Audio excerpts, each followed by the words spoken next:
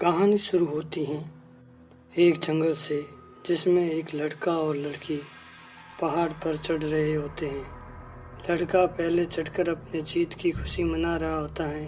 उसी समय उसके पीछे से कोई वार कर देता है। लड़का पहाड़ से नीचे आकर गिरता है और मर जाता है। यह देखकर लड़की डर जाती है और भागने की कोशिश करती है। लड़की का पैर कंटीले तारों में आ जाता है, जिसके कारण वो नीचे गिर जाती है और उसको पीछे से कोई खींच लेता है।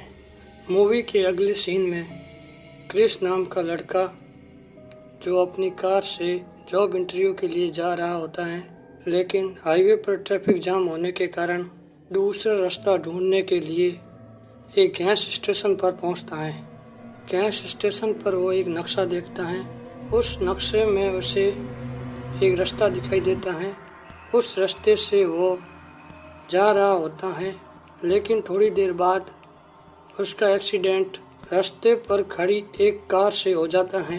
कार के पास 5 दोस्त बैठे हुए होते हैं। वह दोस्त बताते हैं कि उनकी कार पंचर हो गई है। उन 5 का नाम जेसी, कार्ली, स्कॉट, इवान और फ्रांसिन होता है। मदद मांगने के लिए क्रिस भी उनके साथ आगे बढ़ता है, लेकिन इवान और फ्रांसिन वहीं रुक जाते हैं। लेकिन थोड़ी ही देर बाद इवान और फ्रांसिन की रहस्यमयी ढंग से मौत हो जाती है। क्रिस और उसके साथियों को एक घर दिखाई देता है। वो उस घर के अंदर जाते हैं, लेकिन घर में कोई नहीं होता है। क्रिस और उनके साथी थोड़ी देर घर में घूमते हैं और उन्हें कटे हुए हाथ, लाशें और हड्डियां दिखाई देती हैं, जिसे देखकर वो सभी डर जाते हैं और भागने की कोशिश करते हैं। उसी समय उस घर के पास एक गाड़ी आकर रुकती है और वो बहुत ज़्यादा डर जाते हैं। उस गाड़ी में उस घर के मालिक होते हैं, जो नरभक्षी होते हैं, जिनका नाम 3 फिंगर, शॉर्ट टूथ और 1 आइज होता है। क्रिस और उनके साथी उसी घर में छिप जाते हैं और वे नरभक्षी इवान और फ्रांसिन की लाशें लाकर पटकते हैं और उन्हें खाते हैं, जिससे क्रिस और उनके दोस्त डर जाते हैं। नरभक्षियों के सो जाने के बाद वह भागने की कोशिश करते हैं, लेकिन उसी समय नरभक्षी जाग जाता है। क्रिस और उनके साथी जंगल की तरफ भाग जाते हैं। जेसी, कार्ली, स्कॉट और क्रिस जंगल में भाग जाते हैं।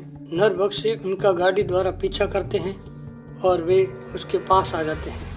क्रिस नरभक्षियों की गाड़ी चुराने का प्लान बनाता है। गाड़ी चुराने के चक्कर में क्रिस को पैर पर गोली लग जाती है और स्कॉट मारा जाता है। कार्ली, जेसी और क्रिस गाड़ी चुरा लेते हैं। वह गाड़ी लेकर भाग जाते हैं। थोड़ी दूर जाने के बाद गाड़ी कीचड़ में फंस जाती है और वो वहाँ से पैदल जाने लगते हैं। थोड़ी दूर जाने के बाद उन्हें एक वॉच टावर दिखाई देता है। क्रिस और उसके साथी वॉच टावर पर चढ़ जाते हैं और रात हो जाती है। कार्ली को वॉच टावर में एक रेडियो दिखाई देता है। वो उस रेडियो से मदद मांगने की कोशिश करती है, लेकिन मदद नहीं मिल पाती। उसी समय नरभक्षी वहां आ जाते हैं। नरभक्षी वॉच टावर में घुसने की कोशिश करते हैं, लेकिन क्रिस दरवाजे पर सामान रख देता है, जिसके कारण वो अंदर नहीं जा सकते। नरभक्षी परेशान होकर उस पूरे वॉच टावर को ही जला देते हैं। कार्ली, जेसी और क्रिस डर जाते हैं तथा वह वॉच टावर के ऊपर से ही छलांग लगा देते हैं। वो पेड़ों पर आकर गिरते हैं। पेड़ों की डालियों पर 3 फिंगर अपनी कुल्हाड़ी से कार्ली की बेरहमी से हत्या कर देता है। क्रिस और जेसी 3 फिंगर को पेड़ के नीचे गिरा देते हैं। क्रिस और जेसी वहां से भागने में कामयाब हो जाते हैं और वो एक गुफा में रात बिताते हैं। सुबह होते ही वो एक पहाड़ी पर चढ़ते हैं। उस पहाड़ी से आगे उन्हें एक रोड दिखाई देती है। क्रिस और जेसी बहुत खुश होते हैं, रोड की तरफ जाने की कोशिश करते हैं। उतने में ही नरभक्षी जेसी को उठाकर ले जाते हैं। रोड पर एक पुलिस की कार आती हुई दिखाई देती है। क्रिस मदद मांगने के लिए उसकी ओर जाता है। पुलिस वाला कार से बाहर निकलकर रात को यहाँ से रेडियो की मदद मांगी गई थी। उतने में ही एक तीर आकर पुलिस वाले की आंख के आर पार हो जाता है और वह वहीं मर जाता है। क्रिस कार के नीचे छिप जाता है। नरभक्षी शॉर्ट टूथ कार के पास आता है पर क्रिस उन्हें दिखाई नहीं देता है। सॉटूथ कार लेकर चला जाता है। क्रिस उस कार के नीचे वाले हिस्से को पकड़ लेता है। वो कार उसी घर के पास आकर रुकती है। घर से चिल्लाने की आवाज आती है जो जेसी की होती है। वह तारों से बंधी हुई होती है। क्रिस नरभक्षियों पर हमला करता है और अच्छी फाइट होती है और सारे के सारे नरभक्षी मर जाते हैं। पर थोड़ी देर बाद नरभक्षी वापस उठना शुरू हो जाते हैं। क्रिस पास पड़े तेल के कंटेनर को गोली मारकर घर को जला देता है।